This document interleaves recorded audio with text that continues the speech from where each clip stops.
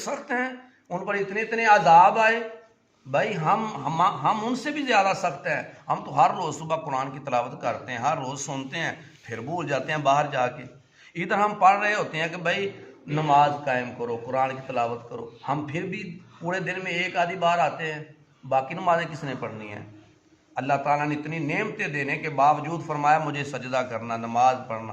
ہاں جی، ہم یار نماز تو ضروری ہے، یہ اس میں کیا ہوا کہ نہیں وہ نماز پڑھتا تو وہ چوری بھی کرتا ہے، وہ نماز پڑھتا تو وہ لوگوں کو، بھائی اس کا مطالبہ ہونا ہے، سوال و جواب اس سے ہونے ہیں۔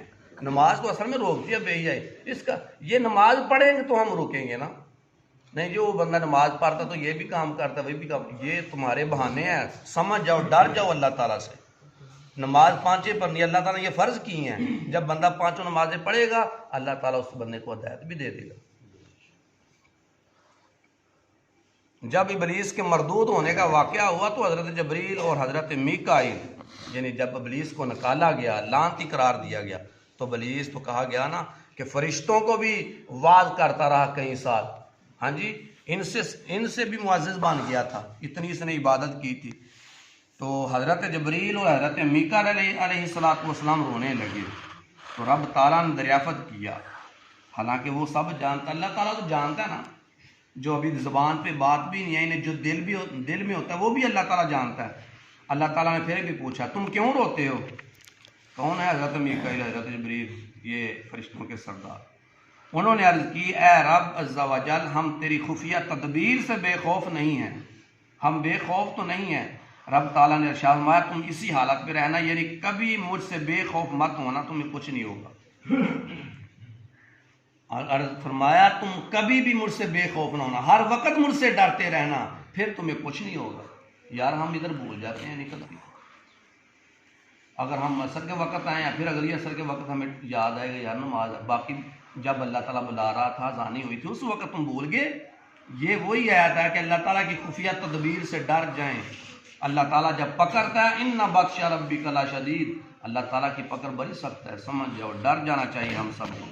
حضرت انس بن مالک رضی اللہ تعالیٰ عنہ فرماتے ہیں ایک بار میں نے حضرت عمر فاروق رضی اللہ تعالیٰ عنہ کو ایک باغ کی دیوار کے پاس دیکھا کہ وہ اپنے آپ سے فرما رہے تھے واہ لوگ تجھے امیر المومنین کہتے ہیں اور تم اللہ عز و جل سے نہیں ڈرتا، اگر تم نے رب تعالیٰ کا خوف نہ رکھا تو اس کے عذاب میں گرفتار ہو جائے گا۔ دیکھو اپنے آپ کو مخاطب ہو کے کہہ رہے ہیں اے عمر تجھے امیر المومنین کہا جاتا ہے، امیر المومنین مسلمانوں کے خلیفہ، ہاں جی، وہ عمر جو یہ کہتے تھے کہ اگر فرات کے کنارے کتا پیاسا مار گیا تو مجھے پوچھا جائے گا، ایسا انصاف، ایسا عدل و انصاف، اور اتنا ڈر تھا اللہ تعالیٰ کا، لیکن پھر بھی یہ بات کہہ رہے ہیں کہ تجھے امیر المومنین کہتے ہیں، لیکن عمر تیرے کام دیکھ کس طرح کے ہیں۔ ہم نے کبھی اپنے گریبان میں نہیں جھانکا، ہمیں بھی جھانکنا چاہیے کہ آج ہم نے کتنی نافرمانیاں کی ہیں۔ حضرت ربیع بن خیثم رحمۃ اللہ تعالیٰ علیہ کی حضرت ربیع بن خثیم رحمۃ اللہ تعالیٰ علیہ کی صاحبزادی نے ان سے کہا ابا جان میں دیکھتی ہوں کہ سب لوگ سوتے ہیں اور آپ نہیں سوتے، اس کی وجہ کیا ہے؟ فرمایا اے میری نور نظر تیرا باپ رات کو سونے سے ڈرتا ہے۔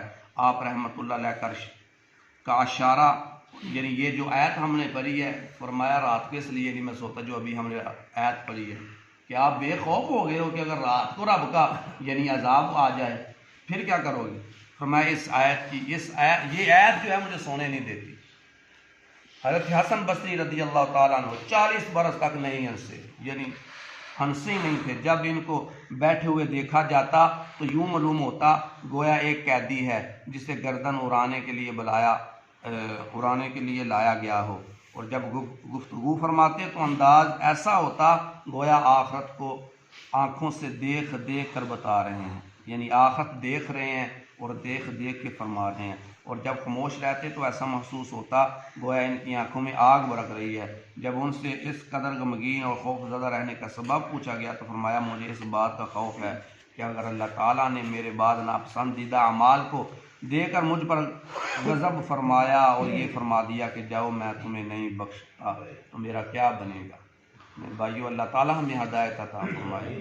فرمایا اللہ تعالیٰ یہ الا القوم الخاسرین، یعنی اللہ تعالیٰ کی تدبیر سے بے خوف وہی ہوتے ہیں جو گھاٹے والے ہوتے ہیں۔ سمجھدار عقل والے جو ہیں وہ اللہ تعالیٰ کی تدبیر سے بے خوف نہیں ہوتے، وہ ہر وقت اللہ تعالیٰ کو یاد رکھتے ہیں، خوشی غمی میں اللہ کو یاد رکھتے ہیں۔ آگے لیے اولم یہدی للذین، اور کیا ان لوگوں کو ہدایت نہیں ملی؟ یہدی للذین یرثون الارض، یعنی جن کو وارث بنایا زمین میں، من بعد اہلیہا، یعنی وہاں کے رہنے والوں کے بعد ان کو وارث بنایا، یہ پھر بھی ہدایت یافتہ نہ ہوئے۔ اللہ نشاء، اگر ہم چاہتے اصبناہم، ان پر مصیبتیں ڈالتے، بذنوبہم، ان کے گناہوں کے سبب، ونطبع علی قلوبہم، اور ہم نے مہر لگا دی علی قلوبہم، ان کے دلوں پر، فہم لا یسمعون، پس وہ نہیں سنتے۔ دیکھو یہ آیت میں اللہ فرماتا ہے اگر ہم چاہتے، یعنی ان کو وارث بنایا، یعنی مکہ والوں کو، یعنی یہ جو ہم نے واقعہ پڑھے تھے حضرت ہود، حضرت صالح، حضرت، فرمایا ان کے بعد ہم نے ان کو یعنی زمین کا وارث بنایا، زمین کے اوپر یہ آئے، تو کیا یہ دیکھ نہیں رہے تھے کہ یہ بستیاں پہلے الٹ پلٹ ہو گئی تھیں، ان پر اللہ تعالیٰ کا عذاب آیا تھا، ابھی ہم ایمان لے آئیں؟ یعنی یہ مشرکین کفار کے لیے یہ ابھی بھی ایمان نہیں لے کر آتے۔ تو اللہ تعالیٰ فرماتا ہے اگر ہم چاہتے تو ان کو ان کے گناہوں کے سوا مصیبتوں میں ڈال دیتے، لیکن ہم نے ایسا نہیں کیا، کیونکہ ہو سکتا یہ، لیکن اللہ فرماتا ہے ہم نے ان کے دلوں پہ مہر لگا دیا تاکہ یہ ہدایت سنتے ہی نہیں ہیں، یہ کلام سنتے ہی نہیں ہیں۔ تو اللہ تعالیٰ کا ہم پہ بڑا کرم ہے، ہم قرآن پڑھتے ہیں، سنتے ہیں، تو ہمیں تو ہدایت کی دعا کیا کریں، یا اللہ ہمیں ہدایت عطا فرما۔ اللہ تعالیٰ ہمیں ہدایت عطا فرمائے، دنیا اور آخرت میں بھلائیاں عطا فرمائے۔ وما علینا الا البلاغ۔